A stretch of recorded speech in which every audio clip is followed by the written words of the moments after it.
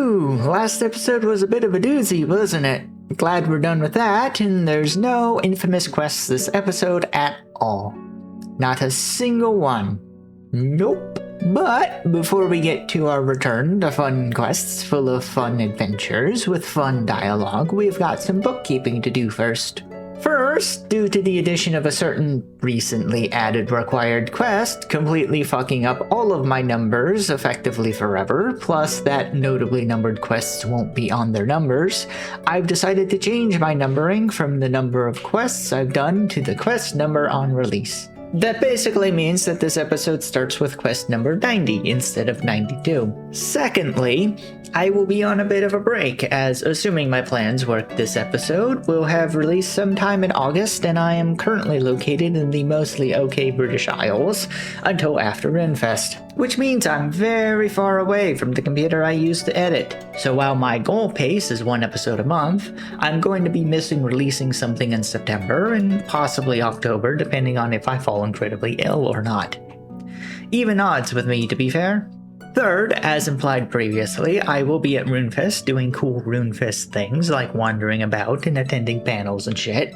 Will I be findable? No.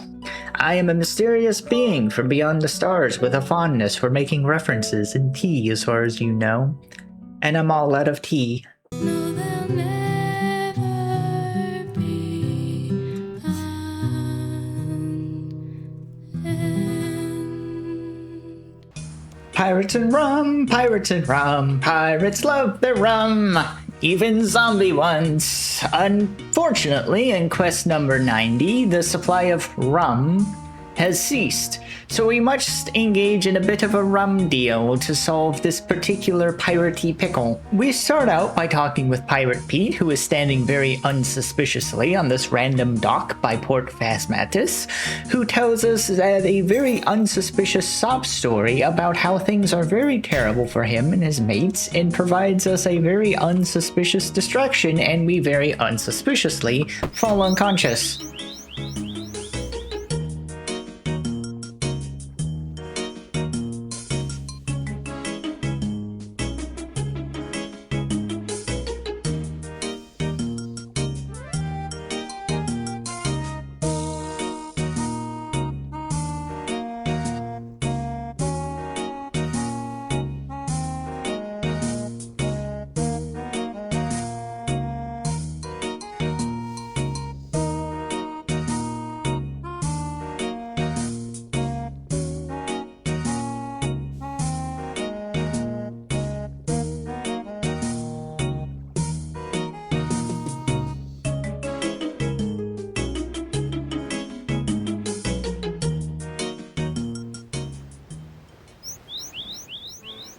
Once we recover from our unexpected CTE, we find ourselves in front of Captain Braindeath, who basically tells us that all those zombie pirates waving signs about are angry because they ran out of rum.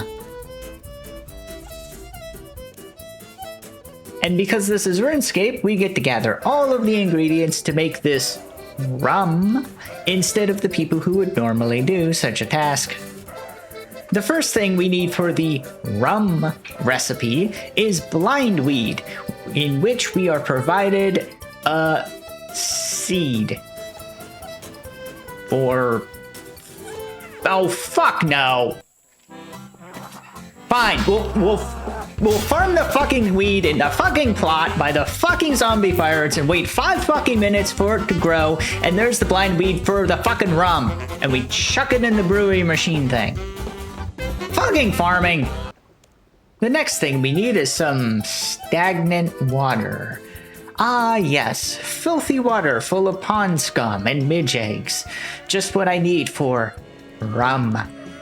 But no, I can't get stagnant water from over here. I need stagnant water from over there. And the path is guarded by 50% Luke, who is a right twat. But being half wood is a bit easy to distract, so we just kind of wander through and get the specific dirty ass water we need and dump it in the hopper. Next up is some sluglings, which need a very special fishing tool that is just a fishbowl tangled in a net. Only the highest quality of equipment on Brain Death Island. We go to the designated random spot of water and eventually catch all the ones needed and yeet them into this machine to pressurize them. And in my professional opinion as an engineer, your machine should probably not be shaking like that. Reporting back to Captain CTE, and it turns out that, yes, that machine is not supposed to be wiggling like that, so we get a wrench to smack the shit out of it, but because the ghost in the machine is literal in this case, we need a wrench blessed by a priest. Now, Davey here may have been excommunicated and exiled and fallen to piracy and done every sin in the book at least 8 hours straight and 4 hours gay, but he does still have the holy mojo.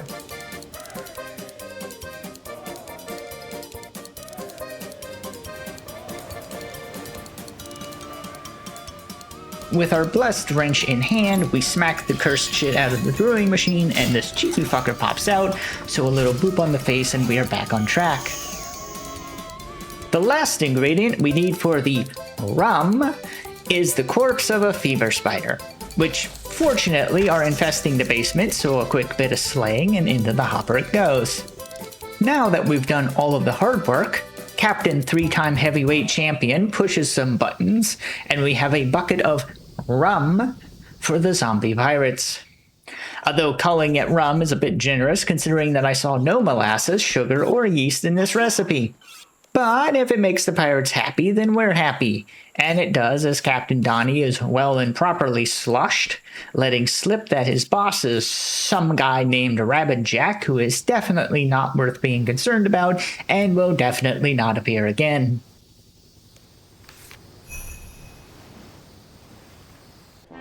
Have you ever wondered what it's like to be one of the evilest evils to ever evil evilly down the evil stairs?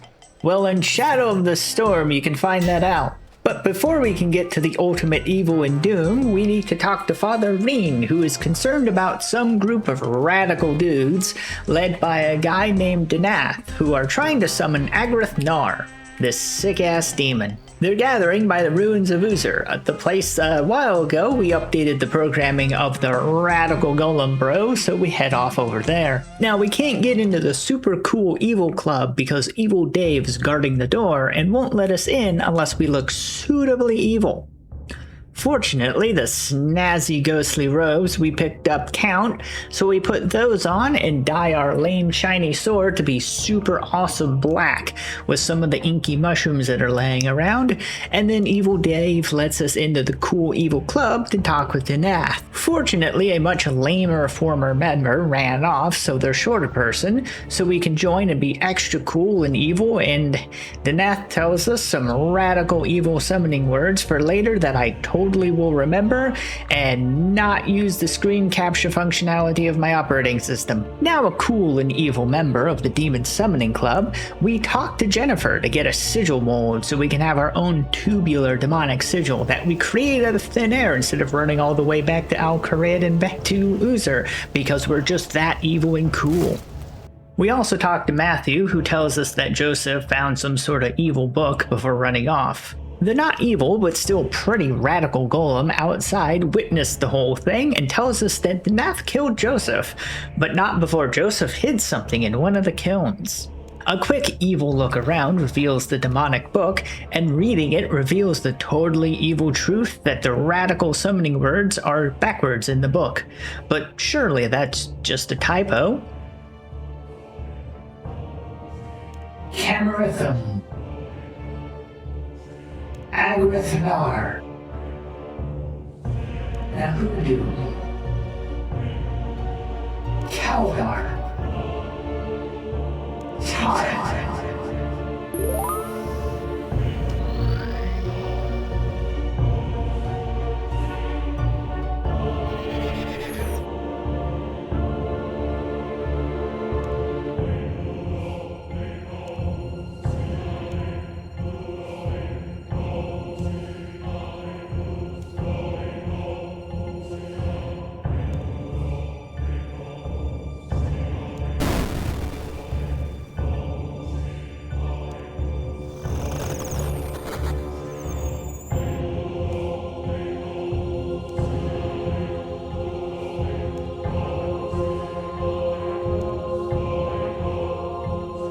So it turns out that the evil words we said in the evil summoning circle to summon the evil demon were actually extra evil words said in an evil banishing circle to send the evil demon back to where he can cause a lot of evil in the world, and not the good evil, but like the bad evil. And that's not what it's about, to be evil and dark and totally radical, so we need to fix it. Unfortunately, the ritual requires 8 people, and 3 of them either died or ran off, so we need to get some ringers. Father Reen and Baden have just been kind of lurking around the whole time, so we put them to work. And the golem is also game, since it's related to demon killing, since you need to summon the demon to kill the demon, but they're not allowed to enter the portal, so we just kind of reprogram them a little bit and get rid of that rule. Taran, Kalgar, Nahudu, Adrethar, Kenethan.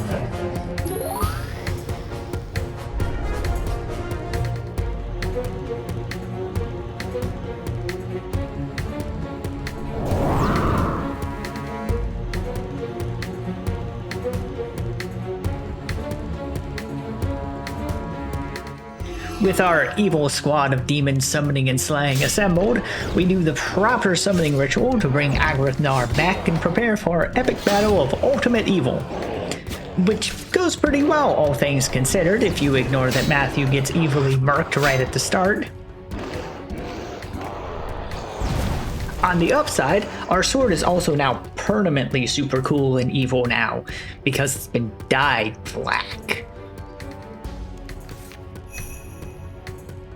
I am so sorry for the number of evils and radicals I did. This was funny in my head, and it is still funny, and I will not back down from this.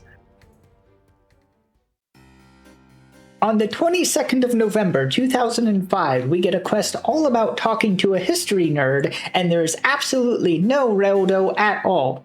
Somehow. I don't know. Jorl here is concerned about this historic outpost and that it is marked for imminent raising for an alchemist's lab under order of King Lathis.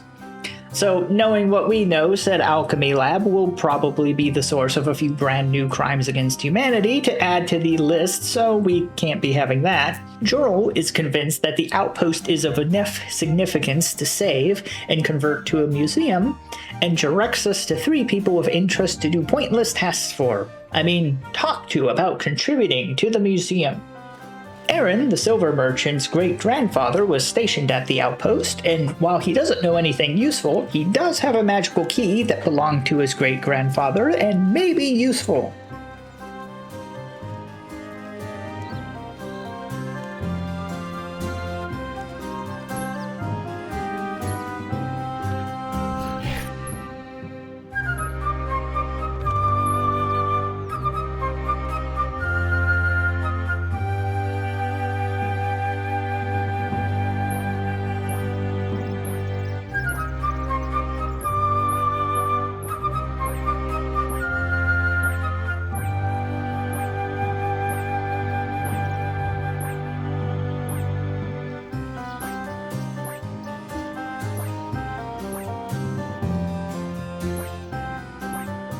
Finding the treasure, we get a journal about some guy named Drozel who camped out in the outpost and caused trouble.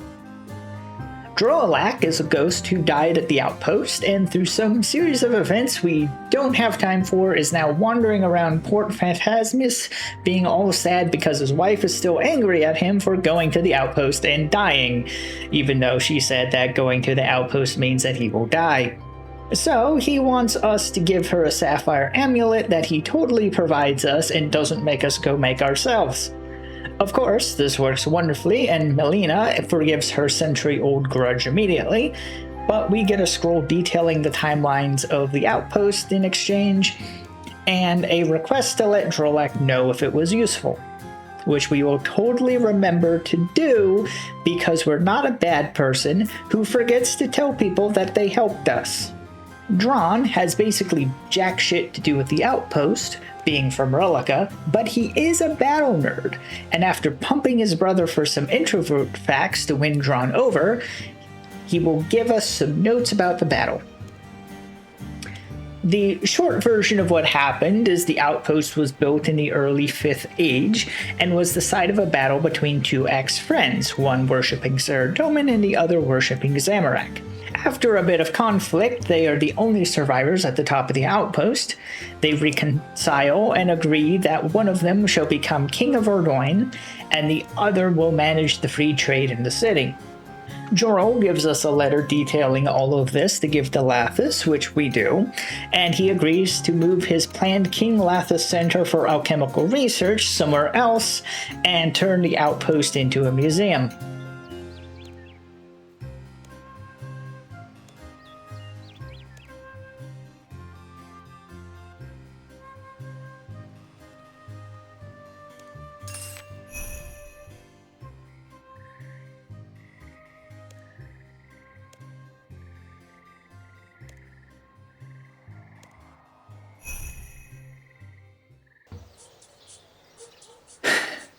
I'm not gonna pussy out.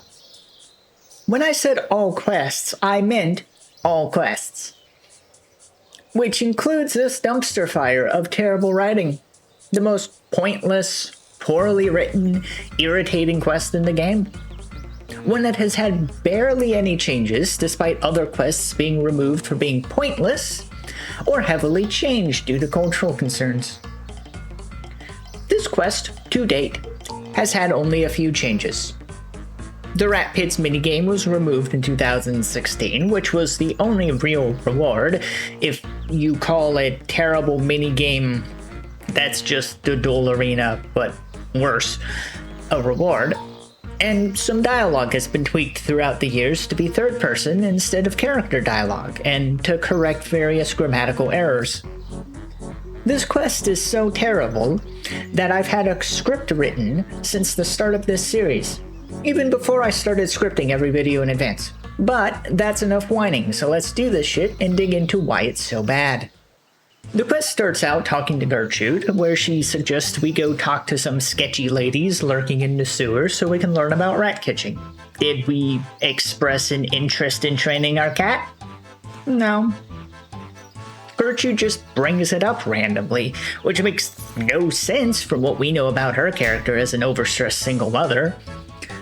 What would be better is if we were to ask her for advice training our cat, who has become a heckin' chunker, and then she says that she knows these two ladies who do rat catching and could teach us some things. You know, give us a reason to get involved, besides that it's a quest in the list to get done. But regardless, we go to the sewers where these two ladies are standing around and smelling like pickles, apparently. They are rather abrasive, but tell us to catch 8 rats and they'll teach us something. Now, here we do something we've not really ever done in any other quest, and to my recollection, we don't really do outside of this quest, and that is an aside. For those who don't know theater terms or haven't watched Jimmy's video on this quest where he covers many of the same issues, an aside is a theater term where everything stops and one character addresses the audience. You see it fairly frequently in theater to allow a character to express their thoughts to the audience, as well as in comedy movies and shows instead of using a narrator. A good example of this is Ferris Bueller's Day Off. He does quite a lot of asides throughout the film to react to the events around him. What makes this weird is, as a role-playing game, we are our character. There's not an audience. So we're doing an aside to nobody? Ourselves? It's very odd considering the norm for RuneScape quests is to either have a thought or a spoken line under our breath, which provides an opportunity for a little throwaway line from whoever we were talking to say something. So this also starts the persistent issue with the quest where our thoughts and our opinions are heavily directed. Why are we reluctant to do this task? This quest has basically no requirements. Like, I could have done any number of weird and gross things over the course of my journey, so some rats wouldn't be an issue. I'll talk more about this later with some of the other NPCs because it's more apparent there, but this section ends with a descriptive text having yet another jab at these NPCs for seemingly no reason. We go and catch the rats, which is not particularly difficult, and return to the two ladies and immediately copy their accent, which is also something that we've not done except for with Rance, where we used his terms for the arrows, toads, and chompies, but otherwise spoke normally. They drop the accent, which is also odd and implies that they were just fucking with us for no reason at all, probably in an attempt to make us dislike them even more. But we get a rat pole and we are sent to Ardoyne to talk with Jimmy Dazzler. I hear the dialogue, it needs to be consistent. Are they just fucking with us constantly from the start? Then that needs to be clear from earlier dialogue. Do they just have an odd accent? Then it needs to stay established that they have an odd accent. Are they repulsive and ugly? Then that needs to be shown and not repeatedly described by our character. This is the section most people tend to dislike, which is the mansion part. But before we get to the mansion part, we need to talk about Jimmy Dazzler and characterization. Jimmy here is quickly established to be named from his impressively pristine smile, prompting another aside that is completely unnecessary considering the previous text box is also describing his smile. Now, this is brought up several times, which is fine in a script, but this is a game. He has a model and a chat head. You could easily have Sparkling Bee shown in the chat head. That was something that was doable at the time this quest came out. But he tasks us to clear out rats in a mansion during a party without being seen, which makes no narrative sense. If the owner wants to be responsible and prompt, why do we need to be unseen? If we must be unseen, why during a social event? Why does being unseen include the guards who are presumably employed by said owner and should be aware that we're coming to do pest control? This illustrates an issue with the writing where the NPCs are characterized as a gimmick and a task and have no other depth to it. Jimmy here could be a pair of silver dentures on top of a map and a short note, and we would have just as much detail, and it would quite honestly be more interesting. We get a handful more instances of forced negative thoughts about Jimmy, and off we go to the mansion. The actual mechanic of here is fairly straightforward. It's just the stealth section, no more or less annoying than any other time it's happened in the game. We just have to stay out of view of a handful of patrolling NPCs, which essentially means we need to have an object between us and them or be further than a certain distance. I have no idea what that distance is. I didn't bother to look it up. But we finish up and return to Jimmy, and he also just sends us to Hooknose, Jack, and Vera without providing anything of substance. The main area to improve here is the justification of the stealth section. I would keep that pest control needs to be done at the party and we need to be stealthy, but replace the guards with guests to keep the logistical consistency that the owner doesn't want guests seeing a rat catcher hanging around. And then it's just adding in dialogue options to add depth to Jimmy and making the teeth thing be an animation instead of text. We open up with yet another insult and aside about this guy's nose, which on the chat head looks less like a poorly set broken nose as described and more like some sort of growth that he should see a doctor about. In the first 7 text boxes, his face is addressed in 5 of them, which is just excessive. He expresses that he's much too busy to teach us anything, and if the other 2 tasks are any indication, we're not going to learn anything anyway, but we offer to help him while name-dropping the other NPCs, along with more unnecessary insults about his appearance. He tasks us to poison some rats, but his cat gets poisoned by accident and needs help from the apothecary. Jack is, by the barest of margins, the most likable and complete character in this quest, as you get a bit of insight into him, which is far more than any of the other NPCs this quest has. We save the cat, but it turns out that the job didn't quite get done, and the big daddy rat survived, and we need to send our cat to kill it in the more direct way. This isn't too hard with an adult cat, we just have to feed it when it gets hurt, and then the rat dies.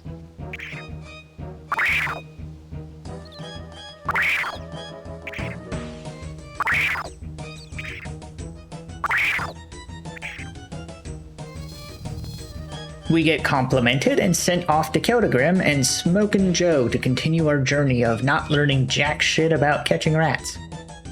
Although, to be fair, we don't seem to need any help with it. This quest continues to have an issue with not following through started ideas.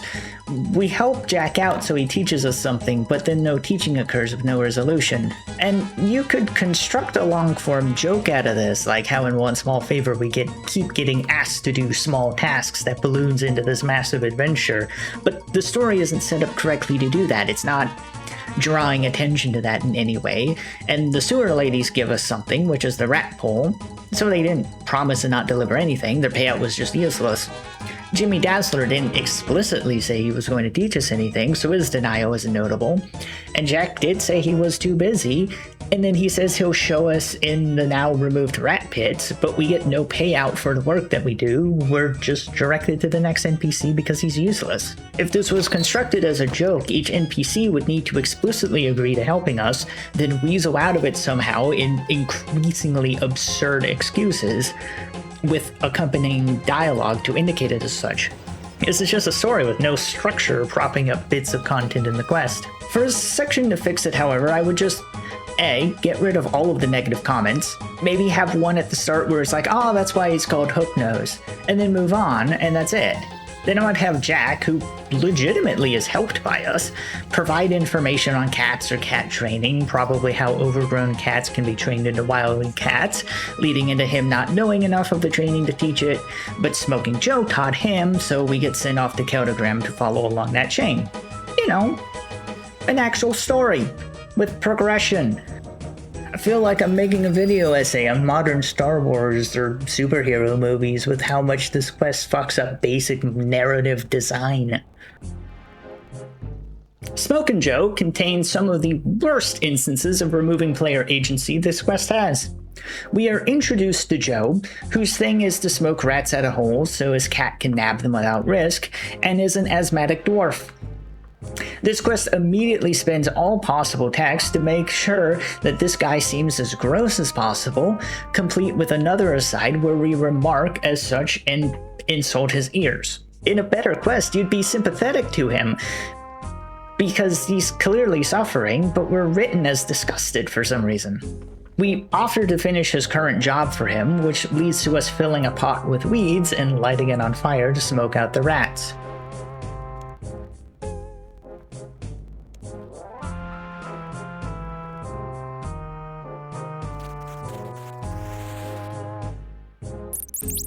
After some trouble getting the logistics to work and needing our cat to teach us to do it correctly, we return to Joe, who reveals that his giant ears do have a point where he can understand cat without needing a cat speak amulet. He mentions the now removed rat pits again, and we're sent to Port Sarim to meet the Face. Again, the issue here is how our character is responding to the NPCs, specifically their appearances, that our character has no agency in how they respond, and the asides are directing what we're thinking. Is there a reason we seemingly hate every NPC in this quest on sight? Does it serve any purpose to the quest's story? No? Get rid of it. If you want to make an NPC disliked, you make them do things to be disliked. You just don't say we don't like them. Have Joe be working and coughing and spitting, that's fine, but let us decide as the player how we respond to it. Have us make our own smoking pot out of interest in learning how to make and use them fully, not because his is covered in snot. Possibly even have us make an improved version to give to Joe to solve his problem for good. This last section is probably the most irritating. We go to Port Sarim and talk to an elitist lady named The Face, who immediately sends us to talk to an equally elitist lady named Felcrash. Why is this the case? Well, I know why, because I looked into it. It was to introduce the face, who provides information a little later to keep the plot plodding along. Felcrash is the top cat trainer, but won't teach us until we kill every rat in the port in a single action. With no other direction, we have to talk to the face and awkwardly butter her up with an excessive number of asides and thinly veiled insults, until she reveals that Felcrash did that by doing the Pied Piper thing and drowned the rats. We go and grab our flute from the bank and get sheet music from a snake charmer and do the Pied Piper thing.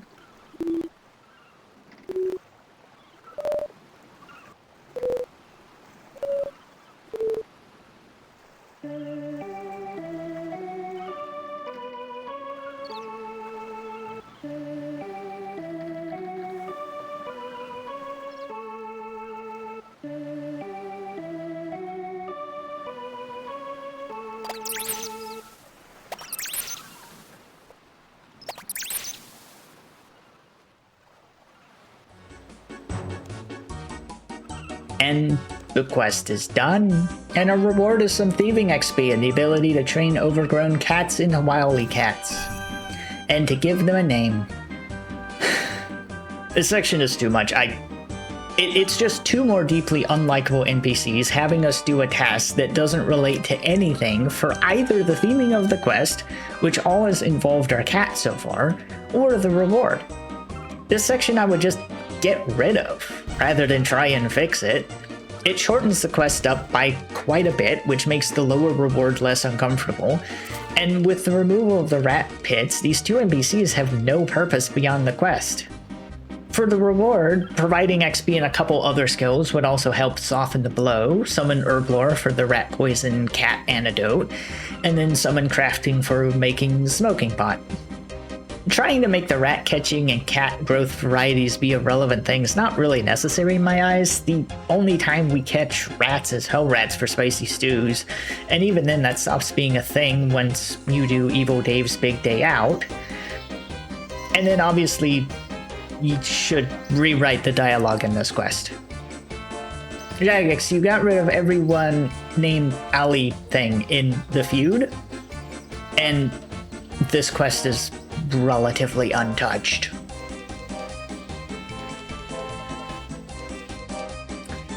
Well, that was the worst quest in the game. Glad that's done with. We don't have to deal with it anymore. I shall return after Runefest, and everything will be looking up from there.